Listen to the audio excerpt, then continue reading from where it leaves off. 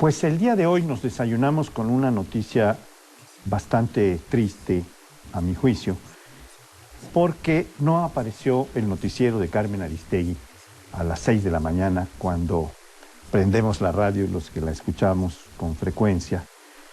Y empezamos a ver las noticias en el sentido de que había roto la relación contractual MBS con Carmen Aristegui, alegando que ésta había violado el código de ética de la corporación, de la empresa, dando por bueno el alcoholismo del presidente, aunque esto no lo dice literalmente. El comunicado de MBS dice que ellos son respetuosos y promotores de la libertad de expresión y que si rompen esta relación con Carmen Aristegui contractual es porque ella se negó a hacer una corrección o una disculpa respecto de la noticia que difundió sobre el alcoholismo del presidente, que fue en realidad una referencia que se hizo a partir de una manta que 3 diputados o 4 diputados del PT subieron diciendo que si dejamos a un alcohólico, si no dejamos a un alcohólico manejar su coche, ¿cómo dejamos a un alcohólico manejar el país? Con la figura del presidente, lo cual fue considerado y desautorizado por mucha gente, incluido Andrés Manuel López Obrador, que dijo que si se va a hacer crítica política, se haga en esos términos, no en términos personales. Entonces, es una noticia muy dura porque, pues, Carmen Aristegui representa una posición de gran libertad y muy crítica, muy analítica del espectro de radiodifusión, y lamentamos que su presencia en radio no siga más. Bien, de entrada claro que tengo un conflicto de interés porque estoy entre los despedidos junto con Carmen Aristegui. Desde hace 2 años formo parte con Lorenzo Meyer y Denise Dresser de la mesa política que conduce cada semana Carmen Aristegui. Pero pongo distancia y doy una opinión lo más objetiva posible. Primero, el comentario de MBS, o el comunicado de MBS, enuncia una violación al código de ética, pero no lo fundamenta. Es decir, simplemente dice que Carmen Aristegui lo violó, pero no dice cómo, en qué punto en particular. Hoy durante la mañana escuché en 3 ocasiones la noticia que dio y no encuentro ninguna violación al código de ética. Reporta un hecho, le da voz a los diferentes actores, PAN incluido. Luego se refiere al presunto alcoholismo del presidente y hace una solicitud a la presidencia, a Los Pinos, para que aclaren ese punto por considerarlo de interés general. En ese sentido, para mí, es mi opinión, basada en ese hecho, estamos ante un caso de violación a la libertad de expresión, por razones que no tienen que ver con ese hecho, sino con las posibles presuntas negociaciones que llevan MBS con el gobierno federal para la renovación y ampliación de las concesiones.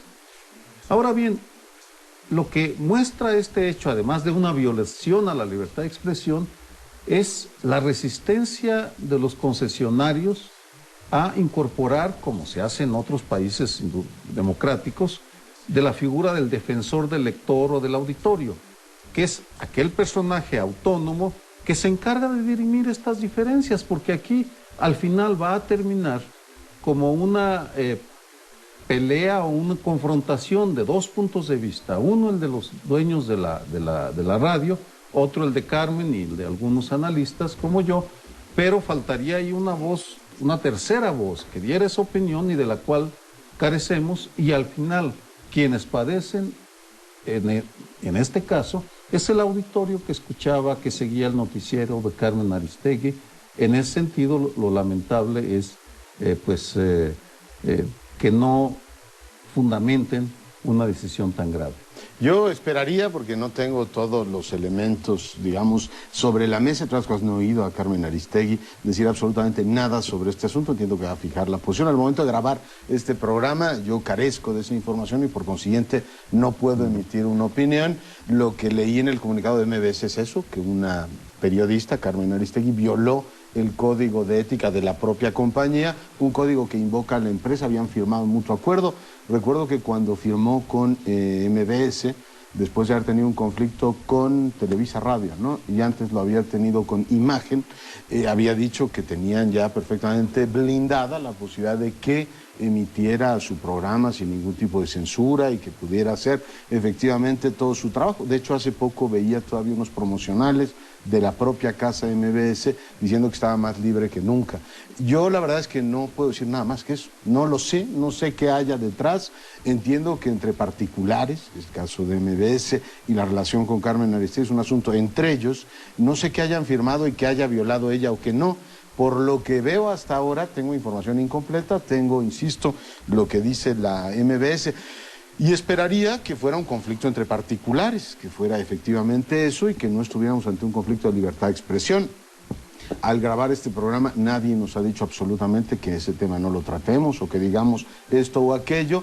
Por tanto, espero y confío que la libertad de expresión que tanto nos ha costado en este país siga abriéndose camino, independientemente de que algún periodista, o en este caso Carmen concretamente, pueda tener, digamos, desacuerdos con quienes eran hasta hoy sus patrones, los señores Vargas, y esa explicación creo que pues nos la debe dar ella. Si efectivamente le pidieron algo intolerable o le pidieron algo que iba en contra de su conciencia, o simplemente había, como puede suceder en una relación laboral, desacuerdos que llevaron a ser incompatible el programa. Me sorprende, debo decir, porque decían que iba muy bien el programa, hace poco, insisto, fue objeto de una gran campaña, tenía muchos seguidores Carmen, además es una espléndida periodista, de tal manera que, bueno, veía una relación mutuamente benéfica.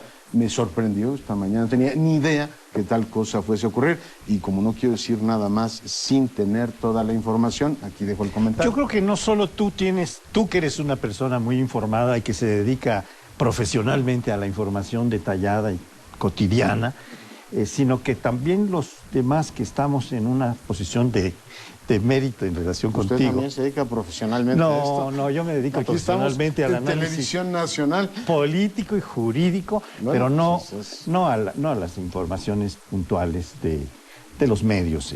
Yo creo que tienes una ventaja, pero además muy natural. Yo no muy tenía ganada, ni idea que eso iba a ocurrir. No, pero lo que yo quiero decir es que aunque tengamos poca, hay alguna que es la de que las concesiones de MBS están por vencer y que pueden o no ser renovadas, que está allí pesando en el cálculo que uno puede hacer. Yo no tengo la información de que haya sido esta la razón por la cual, pero si esto fue puesto en la balanza por MBS, por los señores Vargas, diciendo, bueno, pongo en riesgo la renovación de la concesión, entonces esta puede ser la explicación fundamental. Puede ser, insisto, es una presunta, es una presunta interpretación, pero no lo sé. Lo que sí sabemos o lo que sí se puede deducir es que brincamos de un autoritarismo presidencialista en el cual desde el centro se decidía qué era legítimo o no legítimo decir en la radio y la televisión, sobre todo. La prensa, los medios impresos siempre tuvieron un poco más de márgenes, pero pasamos de ese sistema a uno en el cual son las empresas privadas las que van decidiendo hasta dónde llega la libertad de expresión.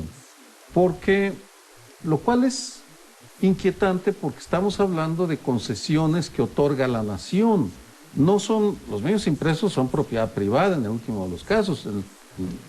En el asunto de los Vargas o de la familia Azcárraga o de Salinas o los propietarios de los medios, ellos están usufructuando una concesión y en el título de concesión se comprometen a transmitir información veraz y objetiva.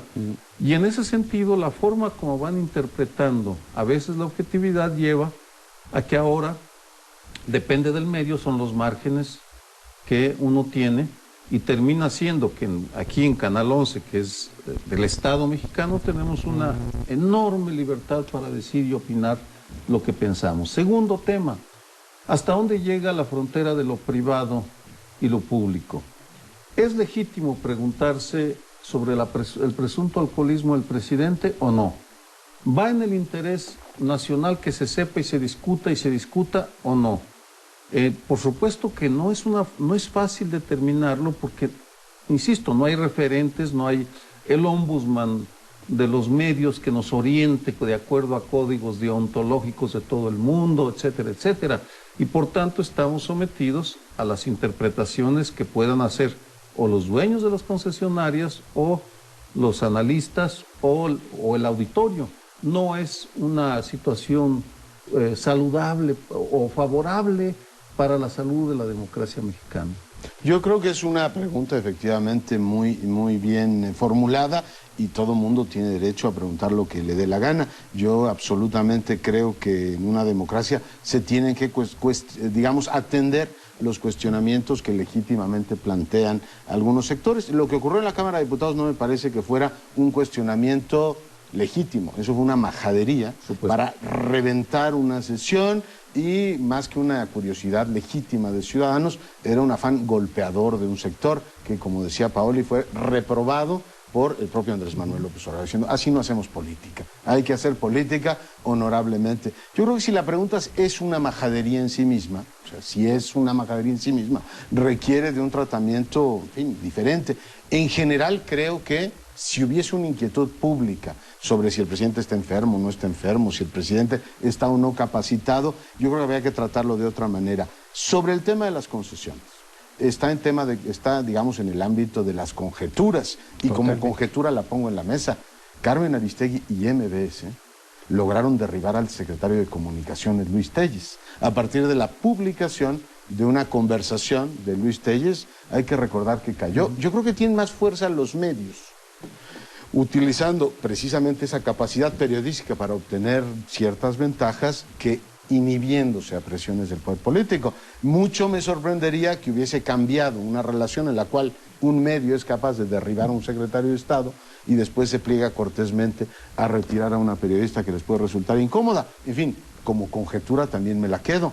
Pero bueno, como digo, esperaremos a que nos digan la otra parte de la información y poder así, digamos, balancear el comentario. Sí, yo creo que nos queda muy claro que hay una serie de elementos que nos faltan para tener un juicio más final, más conclusivo.